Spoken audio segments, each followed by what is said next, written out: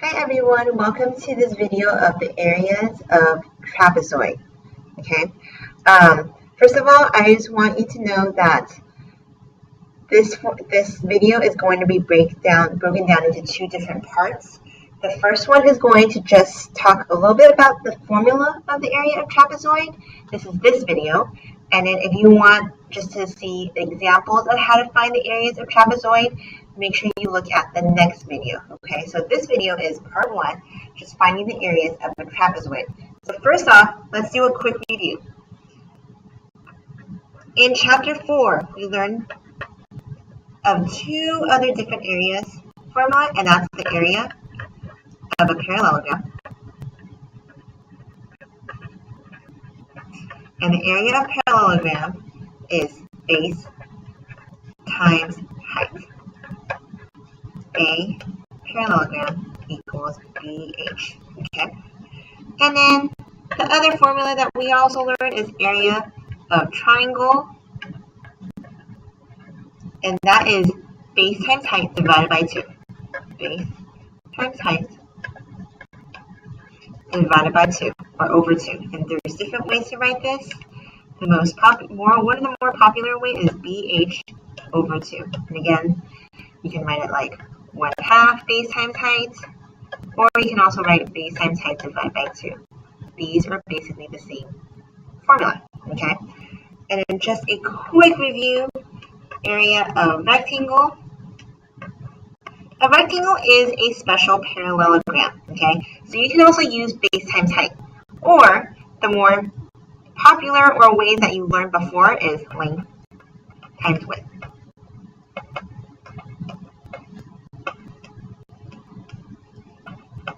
And then perimeter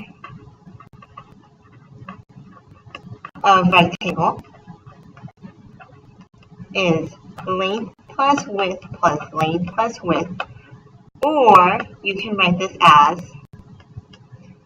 2L plus 2W, because there's 2 length, 2 times L plus 2 times W. Okay, so this is just a quick review of the different formulas that we learned before. Oops, sorry, you didn't see that over there. Let me zoom. There we go. Okay, so we learned area of parallelogram, we learned area of triangle. Area of rectangle is something that you should have learned in 5th grade, okay? And then perimeter of rectangle is something you also should have learned in 5th grade. So these are all a review. So now, let's talk about the area of a trapezoid. A trapezoid is different from a parallelogram. What a trapezoid is, it's a quadrilateral, means a 4-sided polygon. And then there's only one pair of parallel sides, okay? One pair of parallel sides. So this can be a trapezoid, and let me use my ruler to make sure that I'm nice and neat, okay? So this is a trapezoid because I have one pair of parallel sides, that's this one, and these two opposite sides are not parallel. So this is a trapezoid, okay? And in class, we talked about how there's 2 bases in a trapezoid. And the bases, what also makes a trapezoid special is there's 2 bases, and the bases of the opposite parallel sides, okay? They're the sides that are parallel.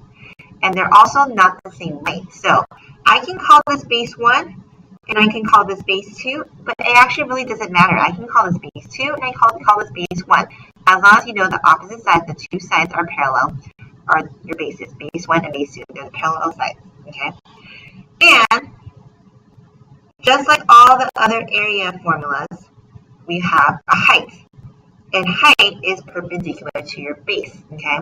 In this case, because there's 2 bases, make sure your height is perpendicular to both bases. So it's going to be perpendicular to B1, so that symbol there is 90 degrees. And height is perpendicular to base 2, which is that symbol right there, okay? So this is a trapezoid. Sometimes you'll see trapezoids like this.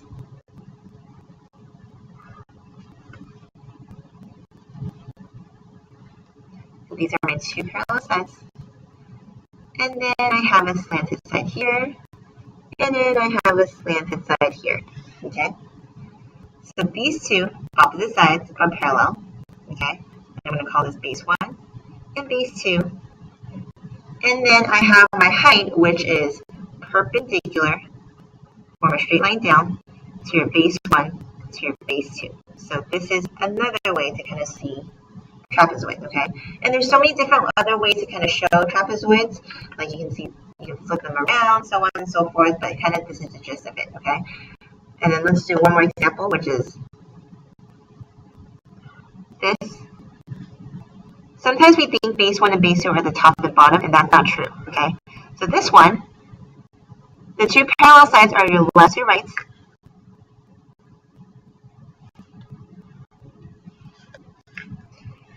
But this is parallel to this, so this is base 1, I'm going to call this base 1, and then base 2. And this is perpendicular, and so this is my height, okay? And then if you turn it around, you'll see that base 1 and base 2 is at your top and bottom. But it doesn't always have to be. This is also a trapezoid. So the formula of a trapezoid is